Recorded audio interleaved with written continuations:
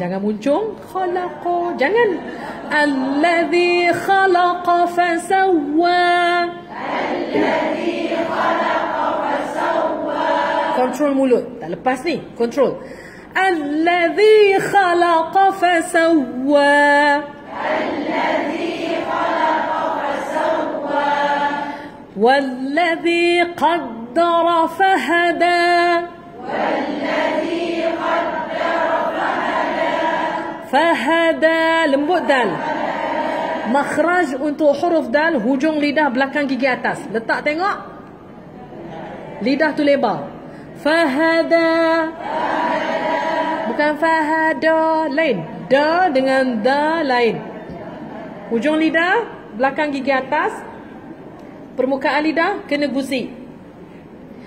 Alladhi khalaqa fasawwa. Ulang balik. Alladhi khalaqa fasawwa. Senyum, jangan kerut dahi. Walladhi qaddara fahada. Walladhi qaddara fahada. Walladhi akhrajal mar'a. Walladhi akhrajal mar'a. Tidak ada jangan. Buka mulut. Walladhi akhrajal mar'a.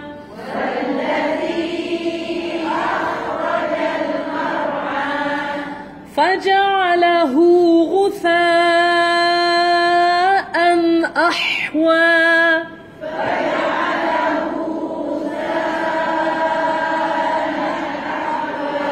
Ha itu dhammah kan? Dhammah kena muncung. Bila muncung kena muncung dengan ikhlas.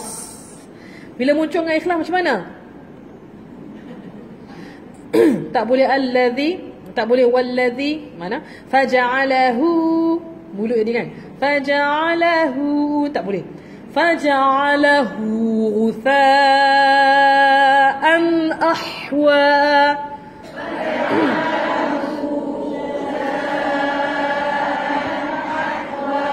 Hu tu maksilah saghirah, tidak panjang.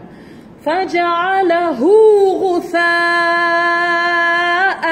ahwa.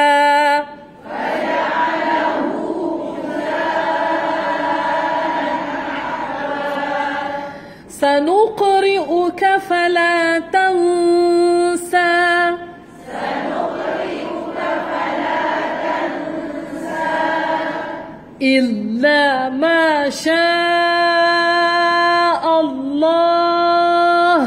إلا ما شاء الله. إنه يعلم الجهر وما يخفى.